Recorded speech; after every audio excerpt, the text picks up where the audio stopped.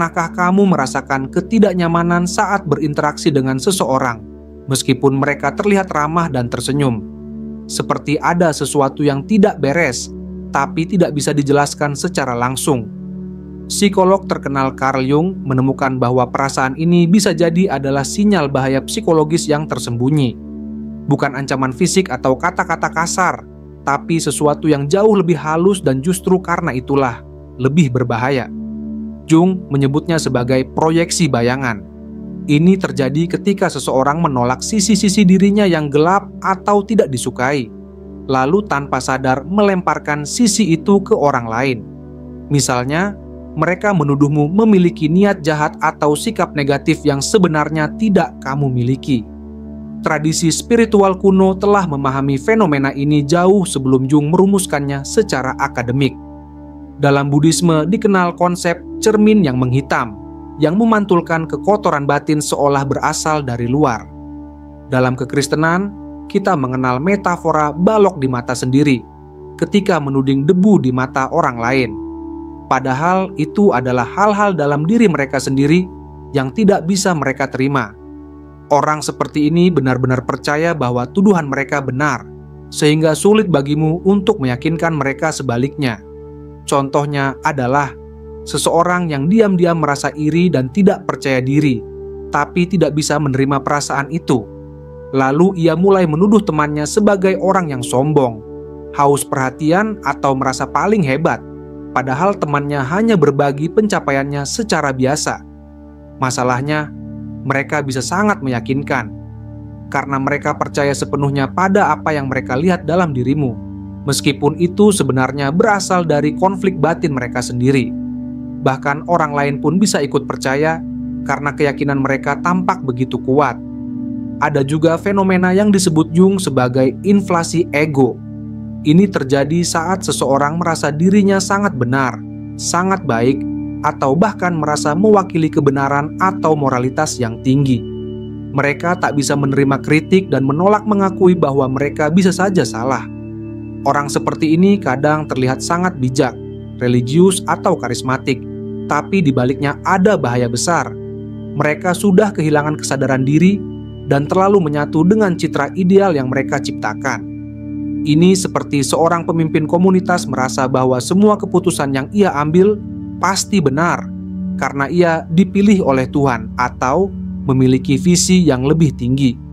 Ketika ada anggota yang mengkritik, ia langsung menuduh mereka kurang beriman atau tidak setia. Bahaya lainnya adalah persona yang terlalu sempurna. Ini adalah topeng sosial yang dibentuk seseorang untuk tampil sempurna di mata orang lain. Mereka selalu tahu apa yang harus dikatakan, selalu tampak baik, tidak pernah menunjukkan kelemahan. Tapi justru itu menimbulkan rasa tidak nyaman, karena semuanya terasa terlalu dibuat-buat. Orang seperti ini seringkali mengorbankan keaslian diri mereka demi diterima oleh masyarakat. Dan ketika sisi-sisi gelap yang ditekan itu akhirnya muncul, dampaknya bisa sangat merusak. Misalnya seorang influencer di media sosial yang selalu tampil bahagia, murah senyum, dan seolah hidupnya sempurna. Ia tak pernah menunjukkan kesedihan atau masalah pribadi, tapi diam-diam ia merasa hampa, cemas, dan tidak tahu siapa dirinya di balik citra itu.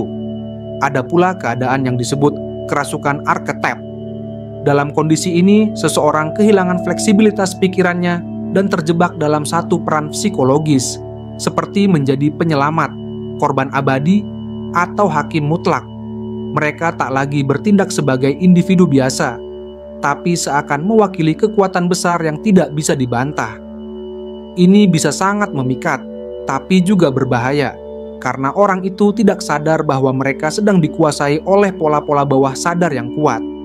Ini adalah seseorang yang selalu ingin menjadi penyelamat dalam setiap situasi. Ia merasa bertanggung jawab memperbaiki hidup semua orang. Tapi lama-lama ia menjadi lelah, merasa dikhianati ketika orang tidak mengikuti sarannya, dan diam-diam marah saat tidak dibutuhkan. Lalu ada pola berulang yang disebut Jung sebagai kompulsi untuk mengulang.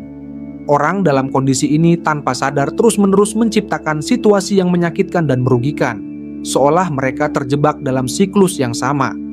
Mereka seperti menarik orang lain untuk ikut memainkan drama lama yang belum selesai dari masa lalu mereka. Ini seringkali berasal dari luka batin yang belum disadari atau diterima. Contohnya seperti seseorang yang berkali-kali menjalin hubungan dengan pasangan yang kasar atau manipulatif, meskipun setiap kali ia berjanji akan belajar dari pengalaman. Tanpa sadar, ia terus menarik orang seperti itu karena ada luka lama, mungkin dari masa kecil yang belum selesai. Namun, Jung juga menunjukkan jalan keluar dari semua bahaya ini. Integrasi bayangan. Artinya, kita perlu mengakui dan menerima sisi-sisi gelap dalam diri kita. Bukan untuk membenarkannya, tapi untuk memahami dan mengelolanya. Orang yang telah melakukan proses ini biasanya terlihat lebih jujur tentang kelemahannya, namun juga lebih penuh welas asih terhadap kekurangan orang lain.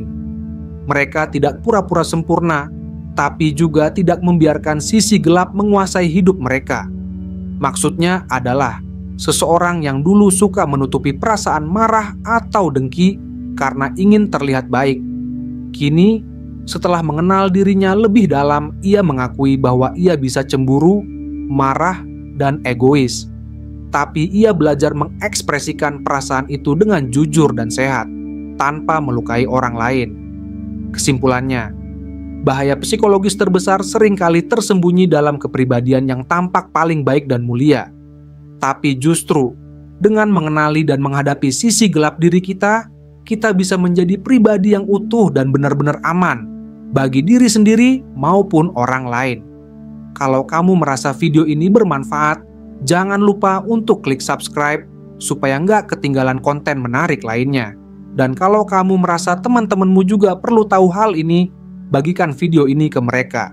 Jangan lupa berikan komenmu juga. Sampai jumpa di video berikutnya.